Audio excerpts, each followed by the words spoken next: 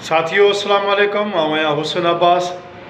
सिंध में peoples party जो 15 साल आमिरती दौर पंहिंजे पुॼाणीअ ते पियो पहुचे। सॼे मुल्क में इलेक्शन जूं तैयारियूं ज़ोर शोर सां जारी आहिनि।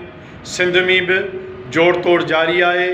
पीपल्स पार्टी जा जेके उम्मीदवार आहिनि उहे ख़ुदि हिक ॿिए जे ख़िलाफ़ु कमु करे रहिया आहिनि, पर सिंध जे आम माण्हूअ खे तब्दीली आणणी पवंदी। सिंध जो आम माण्हू जेको पंहिंजे औलाद जी तरक़ी चाहे थो, सिंध जो आम माण्हू जेको डेवलपमेंट चाहे थो, उनखे GDA जो साथ ॾियणो पवंदो। पीर साहब पागार जे क़यादत में GDA मज़बूत ऐं तेज़ीअ सां इलेक्शन मुहिम में जेको आहे सो दाख़िल थी चुकी है। ऐं इंशाअल्लाह ताला पीर साहब पागारो सिंध जो सिंधी माण्हुनि जो वारिस है। उन जा हथ मज़बूत करणा पवंदा। ऐं पीर साहब पागारे जी का हिकमत अमली आहे, पाण उन ते बि ॻाल्हायूं था। GDA में दोस्त काफ़ी अचनि पिया। लियाकत जतोई साहब भी GDA में शामिल थी चुको आहे। दादू ज़िलो जेको 15 साल रफ़ीक जमाली जहिड़े करप्ट भोतार जे कंट्रोल हेठि रहियो, जे ॿियूं बिरादरियूं त सॼियूं बर्बाद थी वियूं, पर ख़ुदि जमाली बिरादरी जा आम माण्हू भी 15 सालनि में वॾो सफ़र कंदा रहिया। गोरख समेत ऑयल फील्ड गैस जे कंपनियुनि में भत्ताखोरीअ समेत वॾियूं करप्शनूं थियूं, को डेवलपमेंट जो कमु कोन थियो। दादू जा माण्हू तमामु घणो सफ़र करे रहिया आहिनि ऐं हिन वक़्तु दादू जा गैरतमंद ऐं बाज़मीर माण्हू बग़ावत कंदा। ऐं रफ़ीक जमाली साहब जो हाणे वारो न अचणु खपे। लियाकत जतोई वाहिद माण्हू आहे जेको रफ़ीक जमाली जे साम्हूं बीठो आहे, मुआरो वटकायो बीठो आहे, उहो GDA में शामिल थी चुको आहे। दादू जे माण्हुनि खे खपे त लियाकत जतोई जो साथ ॾियनि। लियाकत जतोई जेकॾहिं ॾिसो न, मुतबादिल तव्हांखे आणणो पवंदो, ॿियो माण्हू तव्हां वटि कोन्हे। तव्हां इन मां जान छॾायो। इहो सिस्टम इंतिहाई करप्ट सिस्टम आहे। जेकॾहिं तव्हां दादू खे सिंगारण ऐं संवारण था चाहियो त तव्हांखे तब्दीली आणणी पवंदी। स्कूल तबाह आहिनि, उते बि माण्हू पाणीअ जे लाइ परेशान आहिनि। पाणी 15 साल ताईं रफ़ीक जमाली पाण जे कंट्रोल हेठि रखियो आहे।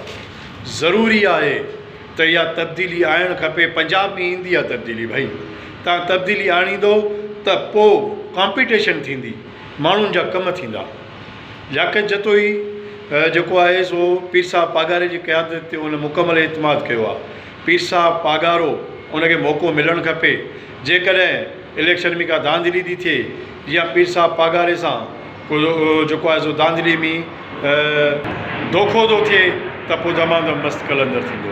लियाकत जतोई PTI में रहियो ऐं मूंखे यादि आहे त जॾहिं इमरान ख़ान वज़ीर आज़म हुयो, इस्लामाबाद जे सरीना होटल में मां ऐं KTN जो ब्यूरो चीफ असद शर गॾु हुआसीं। त असां लियाकत जतोई साहब खां पुछियोसीं त साईं तव्हां आया आहियो, वज़ीर आज़म सां का मुलाक़ात थी आहे या न? त लियाकत साहब इंतिहाई मूड ख़राबु कयो, गुस्से जी हालत में हुयो। उन चयो त इमरान ख़ान सेल्फिश माण्हू आहे, उनजो रवैयो ठीकु न आहे, माण्हू सां मिले बि सही नथो।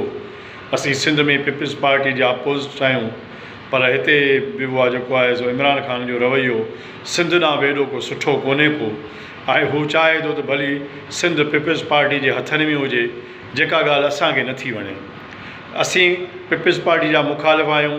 असां चाहियूं था त का सिंध में का कॉम्पिटिशन थिए, त माण्हुनि जा कम थियनि। ॻाल्हि लियाकत जतोई जी में दम हुयो।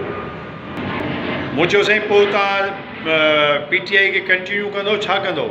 त हुननि चयो बसि ख़ामोश थी विया हूंदा, वक़्तु ईंदो असांखे पीपल्स पार्टी जे साम्हूं ई बीहणो आहे, मुक़ाबिलो करिणो आहे, असांखे पंहिंजे माण्हुनि वटि वञिणो आहे, उन्हनि खे तब्दीली ॾियारणी आहे। ऐं पोइ वाक़ई लियाकत जतोई इमरान ख़ान जे रवैये खां नालान थी, नाराज़ थी ऐं ख़ामोशी अख़्तियार करे वेही रहिया। बिल आख़िर जेको आहे लियाकत जतोई साहब GDA में शामिल थी विया आहिनि। ॾाढी सुठी ख़बर आहे। ऐं दादू ज़िलो तमामु वॾो सफ़र कयो आहे। डेवलपमेंट जे मद में स्कूल बंदि, माना हिकिड़ी वॾी बर्बादी आहे। उहो वॾा हिकिड़ा किस्सा आहिनि, उन्हनि ते छा ॻाल्हायूं। दादू जा माण्हू जेकॾहिं तव्हां तब्दीली चाहियो था त GDA जा हथ मज़बूत कयो। पीर साहब पागारो सिंध जो वाली वारिस आहे, सिंधी माण्हुनि जो वारिस आहे, सिंधी माण्हुनि जे सिरनि जो वारिस आहे। असांखे पीर साहब पागारे खे फॉलो करिणो पवंदो। पीर साहब पागारो सिंध जे दर्दनि जो दरमान आहे। तव्हांखे एतमाद करिणो पवंदो। छॼो करप्ट माण्हुनि जी पचर फिटी कयो।